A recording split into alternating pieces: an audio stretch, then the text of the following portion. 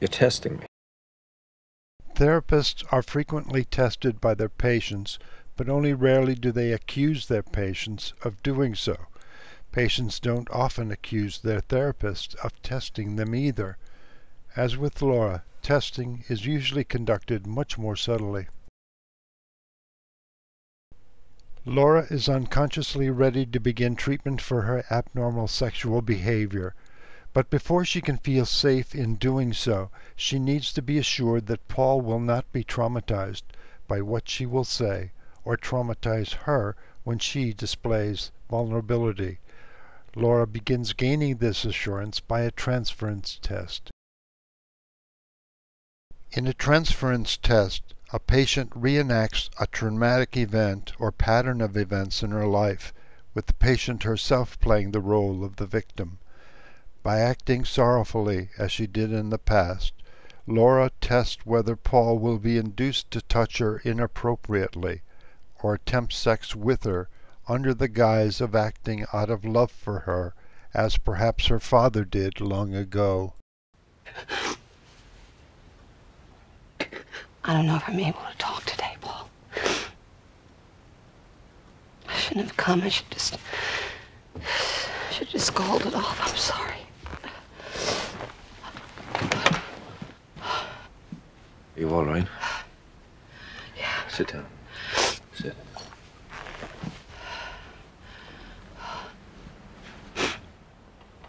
You know, I've been sitting out in the park for about 4 hours. Here? Yeah. I wanted to call it off, the session, but I wasn't sure I'd be able to make it home alone. Oh, God, it's freezing. Came this close to knocking on your door and asking for a sweater. When was that? I don't know, maybe 5 or 6. I can't remember. It was still dark. Waited for the sun to come up.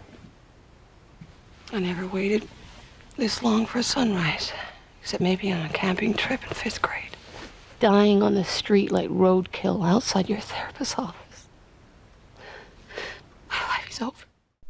Paul has passed the test so far, except for holding her hand inordinately long. This partial success induces Laura to test Paul even more forcefully. Because Laura desperately wants Paul to pass this part of the test too, she coaches him not to take everything she says or does too seriously. Promised he'd lay off the subject for a while, and all of a sudden he's on this crying bullshit. He actually burst out crying. I've never seen him like that before. And to tell you the truth, it really scared me. No, it made me angry. Why? He's trying to manipulate me with these cheap chick tricks. In this more forceful part of the test, Laura attempts to entice Paul by indicating that she would probably yield to him if he were to attempt to take advantage of her current vulnerable state. She does this by graphically recounting what happened the previous night when a man in a bar attempted to seduce her when she seemed sad. And there was this guy at the bar. And at some point, Alona said that she was tired and that she needed to go home. And then that guy moved next to me, and you know what he said? He said, "You look so sad." And I said, "Really?" And he said, "Yeah, you do. It looks good on you."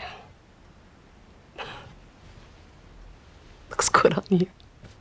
I mean, whatever happened to do you have the time, or haven't we met before, or I must be totally out of touch, Paul. What do you think? I mean, do I look good when I'm sad? I don't think anybody looks good when they're sad.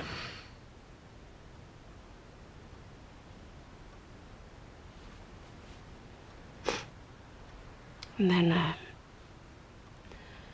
I don't know how much I had to drink, because he was ordering for me, of course. And then he paid the bill, and he asked me, "Would you like to go somewhere else?" And I said, "Yes, I'd like to go to the bathroom." So I stood up and I went to the bathroom. He followed me. And you wouldn't believe it, but these were unisex bathrooms. Am I unlucky or what? How do you mean unlucky? Well, I'm running away from a guy, and I'm Yeah, you were trying to get away from the guy. Right. I mean, I needed to pee, by myself. I've been doing that since I was 3. So I realized I needed to make a decision. By following me to the bathroom, this guy was also giving me an ultimatum. I thought, fuck, out of the pan and into the fire. I ran away from one ultimatum, and there was this guy with a hard-on giving me another. Suddenly I feel like doing it. I never had sex in a bathroom before. I mean, what? I should go and marry Andrew without ever knowing what a good bathroom fuck's all about? It's part of a young lady's education, isn't it? When Laura finishes her story, she claims to feel sick and pretends to vomit in the bathroom. This brings her transference test to an end and gives her the chance to prim for the much more aggressive passive into active test to follow. In Laura's passive into active test, she reenacts the same traumatic series of events, this time playing the part of the traumatizer, placing Paul in the role of potential victim. The test is to see if Paul will be traumatized and yield sexually as Laura once did. I had 2 scenarios in my head. In the first one, you stand up and you hug me. And you say, I love you. I love you too, Laura.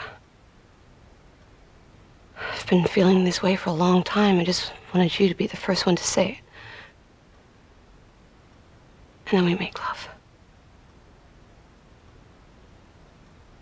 And the second scenario? It's like the first one, but without the sex. Paul barely passes the test in the first session, but repeatedly fails it later on. So Laura persists in testing him, expressing her frustration with him at one point. What, you're not a good enough therapist all of a sudden? Am I the first patient to be in love with you, Paul? You've been a therapist for 20 years. Aren't you supposed to know what to do in these cases? For Christ's sakes, just deal with it. Laura had reason to expect better.